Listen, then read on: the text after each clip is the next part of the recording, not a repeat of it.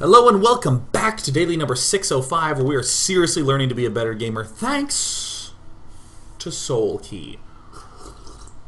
In part 1, we emphasized the idea of trying to both stay alive in the opening game and kind of see what he's up to. So we saw that the 6-minute mark was a very critical period in the Zerg opening against an early expanding Protoss, where we'd really need to begin identifying what was up. I mean, there's like warp gate attacks and Dark Templar rushes and robo pushes, and all of it will be clear at around 6 to 7. That's why people suicide right on in there. But now we've hit this position. We're taking these hatches. Okay, so I want to go ahead and ask a question. Actually, I'm going to make a statement. I'm sure many of you say this. You'll think, okay, well, can I expand now? Well, no, I can't do that because he's building void rays, so he can just go over and kill that off. I know I have some queens, but, I mean, if he has too many void rays, he can just kill off my queens, so I can't do that. I hear so many people say this. I've talked to a lot of personal friends who are, like, struggling to get out of diamond and stuff, and they say phrases like this, dude, what, but he's going to have too many void rays. We are now at 9:37 in the game. Or as I like to call it, 9:30, because rounding, damn it. How many void rays does SOS have?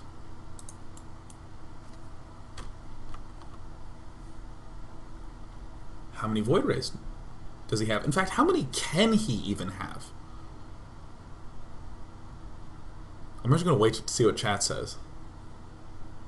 I'm seeing 3, 2, 4, 4, 11, 5, 3, 45. 45 is a little high. Yeah. 2.5 to 3. Because 7:30 is when that Stargate finished. And he built a Phoenix. So 8 is the earliest he could have begun that void ray production. Void rays take 60 seconds. But you can chrono boost them twice to be down to 40 seconds. Let's round it to a nice 45. So he literally can only just have barely finished his second void ray. His second void ray can only just barely have finished. I just want to go back and demonstrate this full on. Because you're never really going to be doing math in the game. What you're going to do is you're going to make a statement. Oh, I don't know why I disabled the sound there. You're going to make a statement like, oh, I can't expand. Oh, sorry, I did this math wrong. He finishes it at 6:30, so he can only start at 7. So yeah, then he should have only just finished his third void ray. You're never really going to be able to do a whole bunch of math in the game, but that's why you do it out of the game. So look here, it's 7. So 7 plus 3 void rays is going to be a little over 2 minutes. 2 minutes and 15 seconds. Which would bring us up to that 9:30 mark. So here comes, and this is if he's chrono boosting non-stop. So what we see in reality is that no chrono boosts are actually spent here. And there's one. And there's the second one. And he got delayed a little bit. Alright, cool, we're back to 9:30 again. He has 2 void rays. But he can have, at most, 3. And his third void ray can only have just popped out. This is the sort of really simple math that if you just do like once when you're rewatching replays and you're talking out loud to yourself, well, why don't I think I can expand? Well, because his void rays will kill it. Well, how many does he have? And then suddenly you're like, oh, I'm not going to be that scared of 3 void rays. And this is why we see that this bold play to double expand here is correct. Or I should say, is safe. That is the first step towards correctness. Now you might say, well, what happens if SOS is building a bunch of Phoenixes? Then sweet. Phoenixes can't lift buildings. Nice. Now, because I've been paused for so long here, I'm actually going to speed this segment up a little bit. You see the void rays kind of working the way around. Soulkey just doing a scout right on in here a little bit just to see what's up. 10 minutes. I'll just tell you that if your opponent takes a fast third, 10 minutes is a great time to do it. Do the scout at. I'm just telling you. We've done the logic of scout timings a whole bunch. You can figure out why 10 minutes is good on your own. But why the double Stargate? Or excuse me, the double Spire out of Soulkey? This is a kind of counterintuitive process that will only work because we have these geysers up. Oh, what do you know? 2 void rays. No problem for 3 queens, even off creep. Not a problem at all. Oh, actually, there's a couple very subtle things that I want to note. Before I go into the Spire analysis, let me just talk a little bit about the defending of these hatches analysis. Soulkey spreading his creep out. Has an Overlord here. Has some Overlords up here, too. Should have a Zergling there, but, you know, winds up being okay. Sees the voidray here. And look at this. We just see Soulkey immediately begin marching his queens down. If for some reason he saw voidrays up here, he would probably begin marching his queens up this way and spreading more creep. Because again, there's only 2 or 3 voidrays, so if you see 1 or 2 up here, there's literally going to be none down here. And if you see 2 voidrays down here, there's literally going to be none up here. So that's why you can actually swing your forces that hard. Okay, now that this scout has happened, we've seen that it's going to be the masked Stargate. I mean, look at this. Beelines the hell out of there. Doesn't even worry that much more about it. Here's something a little counterintuitive. If we're making nothing but air, like Mutalisks, the only thing that SOS can do is respond by building Phoenixes. He has to build Phoenixes. So even though Mutalisks do generally get owned by Phoenixes, we do know that building them forces a specific response. So because Soulkey now has these bases up, look at this, instantly getting his gases here, instantly getting his gases here, getting a couple of lings. This timing is not that significant. This +1 is just him being really good and squeezing this in here. But the more broad concept is that 1/1 upgrades for Mutalisk and building 12 Mutalisks immediately, not beating around the bush getting some corruptors up. Hell no, man. Throwing 3 in gas. Where did those 3 come from? Did he rally? Let's go ahead and take a look at the 1040 mark. Where did these drones come from? We're actually going to see them. They get pulled off. Pulls them off the 3rd. Pulls some other drones off at his natural to make sure that these get up and mining immediately.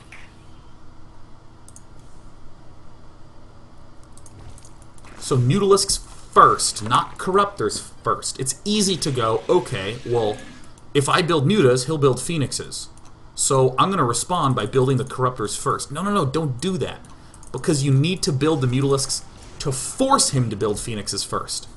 And then once he's built the Phoenixes, then you can exploit that by building the Corruptors. So Soulkey is doing a style, I don't even have a good name for this, but very often you can do something that is inefficient that forces a response. I am going to go for mass Mutalisks to force him to go Phoenixes. Even though that's an inefficient exchange, Mutas versus Phoenixes, I still know that he is forced in some way. Or he dies, or I just kill him because he didn't build Phoenixes. But this is what I mean by forcing, right?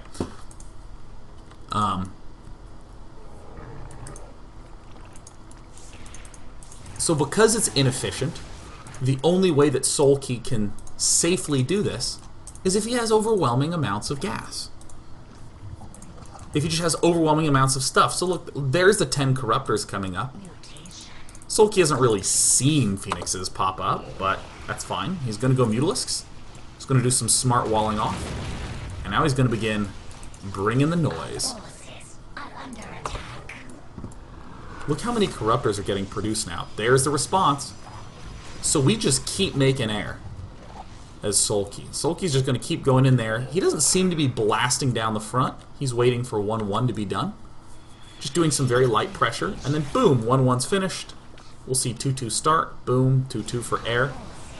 And now Soulkey starts to get real aggro. Pretty easy. By the way, there's a really easy way to micro these.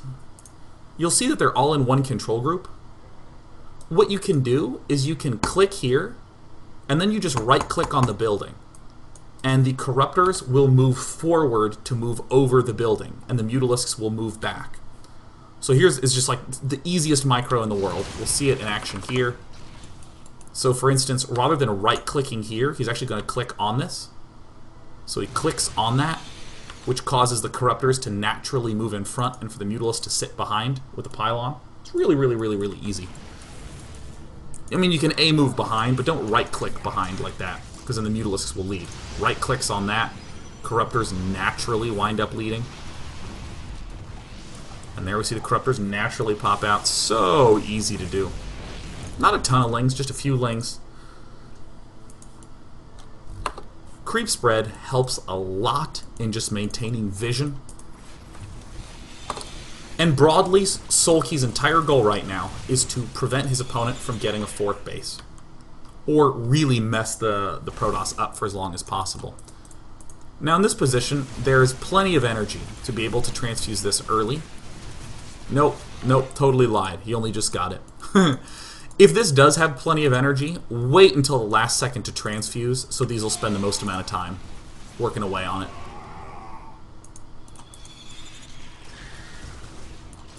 Pretty clutch save, but wouldn't have been hugely damaging to lose this Spire. We just rebuild the other one to do the 2-2 upgrades.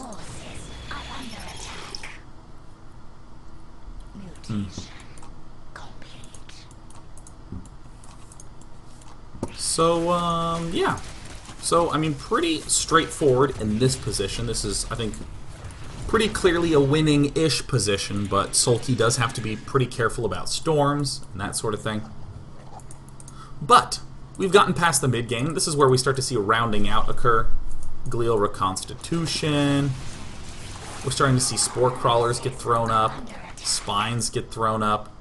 Very slowly. Where's my U button? Oh my god, that's the wrong interface. I was trying to hit U to speed up the replay, but that's Brood War! And now that we've forced our opponent out in a particular response, such as 13 Phoenixes, now we begin to see the Infestors pop up. Certainly counterattacks are alright, they're fine. I mainly want to spend time focusing on these Mutalisks. This is a really easy control. What Soulkey has done is he's hit 1A in here, which causes these to naturally go ahead. And then, yeah, you can control click and go through these, but I know there will be many players who don't like splitting stuff up. It doesn't make them comfortable. You just hit 1A and click this way, and then again, Corruptors will naturally lead. So the Muchos Spinos,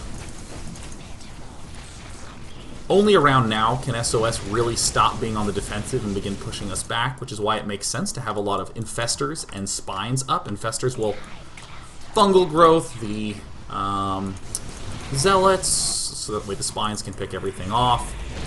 And if our opponent doesn't retreat in time, then we kill him back in his main base. Yada yada yada, blobbity blobbity blobbity blue. Not a very complicated position anymore. Sacking a base, that's fine. We were at frickin' 5. And Mutalisks, never let that stuff get low. Goodness no. Infestor Spine, too good. You know, requires a little bit of control finesse as a Zerg player, but it's fun. After this game, we're going to watch another one where we're going to see Soulkey do a very similar response. And it's going to be just as excellent. This is not something about surprising the opponent. This is about a series of forced maneuvers, clever positioning, and good scouting. So after this little series of exchanges, it looks like SOS has stabilized on these extra bases. So we're just going to hurt the shit out of them. Oh yeah, one thing that's great is that as a final transition piece, we can go straight into Ultralisks. Because what's the best response army to this? Well, it's going to be Phoenixes, Storm, a lot of cannons, but mainly the Phoenixes. So when he overbuilds Phoenixes, we build masses of a unit that Phoenixes literally can't even interact with. Really great. And per usual, the quicker our army is, the more we can expand. So we just expand more. Soulkey is not actually being hyper insane in this position. He's being pretty gentle. He's just harassing the back, trying not to lose Mutalisks, doing some fun stuff with Infestors, but not really going overboard. But the Ultralisks, a nice finisher for kind of an anti-air mix. So it's kind of funny, you can actually see the pieces to Soulkey's strategy. It's a very slow-moving strategy. It sort of unfolds over quite some time. But at all points, it's really cool. And we'll watch it all happen pretty quickly as Soulkey just cleans it up. I mean, 200 food to 70 is not going to be hard. Great, cool, nice. So I'm going to skip over the early game and come back to this 10-minute mark so we can see the 3 big pieces. Piece 1, expanding as many times as we can safely while getting double spire. What does safely mean? Well, we saw that he really can't have much more than 3 or so void rays at this point in time. So we'll have those queens positioned correctly. The next phase to this game is, of course, this one. Build a lot of mutalisks, and then build a lot of corruptors. Very straightforward. The next rather slow-moving piece to this puzzle is at the 18-minute mark, where we see a lot of spines and infestors as the next step. This is to defend as we are being aggressive with our mutalisks. Notice that it was 10 minutes, or excuse me, 8 minutes in between when we first started going mutalisks right here. Boink, boink. And this infestor defense being set up. This is what I mean by a slow-moving transition. And then last, most certainly not least, finishing up with ultras. Very cool. Very good stuff. We're going to watch yet another game. We're going to see how everything, multiplayer, semi-final match 1, and where is Daybreak? We're going to, yet again, do this nice little analysis we did at the start. How does everything stay alive? What is it that Soulkey sees? Doink. What are his answers to be able to stay alive? We'll see the same little response transition, identifying Stargate play. We'll see good scouting. We'll see all the things that we talked about in the last game, but on a different map, and theoretically under different circumstances. Where does our first Overlord go as Soulkey? Sweet, it goes to the front. Off to the front. Second one, also off to, I wouldn't call it the front, but an area where we can sneak in with a scout. This one's planned path is here, and probably back to there. Scouts the front. Cool, we now know that he is early expanding. Do-do-do-do-do-do-do-do-do. Ba-da-da-dum-bum-bum, ba-da-da-dum-dum. The usual. Pool first. Hatch next. Third hatch nextest. 2 Zerglings out to pick off this probe, to deal with cannon rushes, and most importantly of all, to park their cute little asses outside the front and see whenever a scouting probe begins to advance. Alright, been doing nothing but building drones. Just building drones. Building drones. We have 2 queens up. We're building drones right now. And, well, we haven't seen any gas. Is he going to be going Stargate? He is, but he's building it. Oh, there it is. Right there. He's building it on this invisible time at 5:20. So what do we know? Soulkey sees that this is done, and he starts looking around. Okay, cool. Now he sees what's up.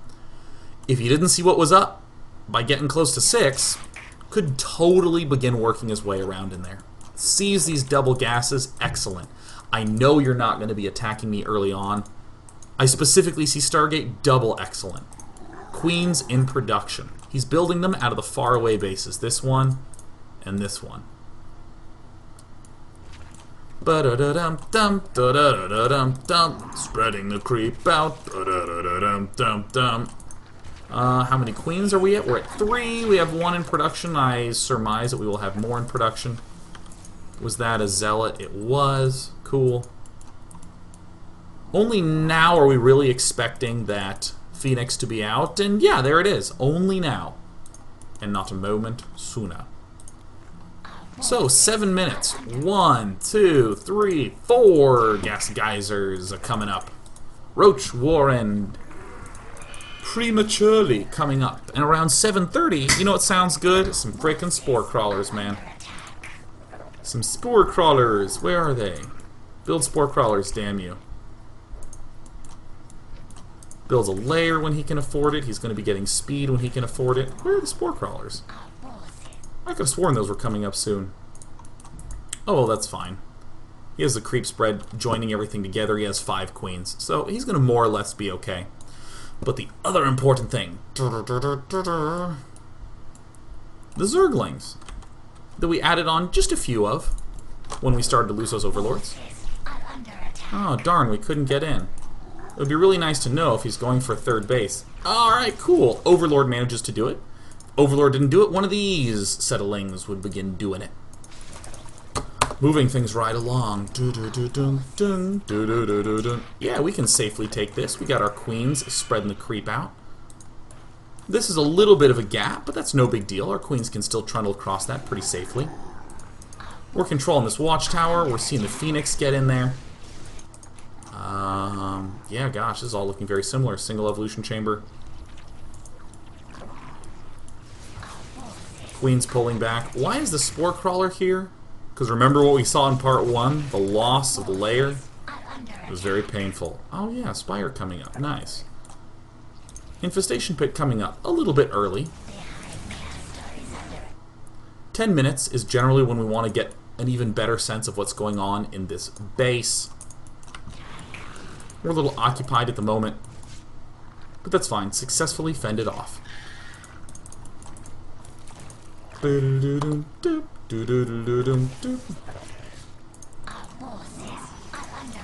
it is, just waltzing right on in. Now I see some notable things like the Enduring Locust coming up, Carapace, we see the Spire coming up. 15 Mutalisks. Cancel on the Enduring Locusts. Now, I like this because, you know, it looked like he was going to do something else. I'm sure there are plenty of other strategies that are fine to do against this sort of Stargate play, but we still saw the same big, I would say, 3 things. The first one, the Overlord scouting and the scout timing. 2, the spotting of the 3rd base a little before 8 minutes, really trying to make sure we know what's up. And 3, the run in at 10 minutes to see what's up. Cool. Now, it's not exactly double expand like we saw in the last game, but that's because it's Daybreak and it's a little different of a map. This is quite hard to get all the way over to, and it's quite an easy walk for Void Rays to get down there, so we might feel a little bit more hesitant. I don't know if I can really pull that one off that easily. However, notice, now that we know that he's going double air, we get those Mutalisks up, boom, expand once, boom, expand twice. It's not the number of expansions that are happening, it's the broad concept. This is a slow-moving defensive force that's going to be bad against Mutalisks. So by golly, I'm going to build a hell of a lot of them. And you, dear Protoss player, I know in response, must build Phoenixes, which is exactly what we see. Being produced 3 at a time. So cool, right after the Mutalisks, 10 Corruptors. And I would bet a lot of money on the fact that these geysers are going to get snatched up pretty quickly. Now, what was another piece to that puzzle that we talked about? The idea of infestors coming up, and the idea of spines coming up. We already got pathogen glands. Why are we doing that transition a little earlier into spines and infestors? Why are we not dumping tons of resources into Muta Corruptor? Because this is a map where it's a little easier to be attacked on. Why do we not take these bases earlier like we did on Akalon Waste? Because it's a little bit easier to be attacked on this map. Just a little bit easier. And now we see Soulkey transitioning into something that makes a little more sense on this map. Ultralists on the last map, perfect, big long distances, really wide and spread out. We want a fast killer. This is a map where if we destroy these debris, we can actually just walk Locusts right on in there and kill off this base. And of course we can just rally the Locusts down here, so we effectively just only permit Protoss to have this base. This one gets easily torn down by swarm hosts. So we can see that things are happening a lot more quickly on this game than compared to the last game. And it makes sense based upon the formation of the map. But the order of the concepts, totally still there. Before we wind up watching the end of this game, I just want to review what we've seen thus far. We've seen kind of a variation on things, but still the same thematic elements. 6 minutes, getting a sense of everything that's coming up, very importantly seeing these 2 gas geysers down. By 8 minutes, aha, how wonderful. we see that there's an expansion going down. We've already begun building queens to deal with the fact that we, you know, saw frickin' Stargate. But now this means that by 10 minutes, we can swiftly expand. We can swiftly get the Spire and Infestation Pit. And it's right around now that we need to do our scout into the main base. We see the Overseer a little bit delayed, but indeed getting in. Oh, how wonderful. This allows us to commit to this plan to go air. And we do it in stride. 15 Mutalisks first. Corruptors coming up second because we know he's going to be forced to build Phoenixes. But because these bases are easier to assault, we go ahead and get the Pathogen Glands up earlier. We transition out of Mutaling a lot earlier. Mutaling is not as good on this map. It's amazing on Akalon Waste, but it's not quite as good. And now we see the final step transitioning for Soulkey into something that suits this map. Locust, Swarm Hosts to push through mid. So when we come back in part 3, we're going to see the wrap-up of this game, and we're actually going to end by looking at the first game that Soulkey lost and see what was different about that game than in these two that we just saw. So stay tuned, because I'm going to be coming back in like 2 minutes. Stay really tuned. Oh my god, stay tuned.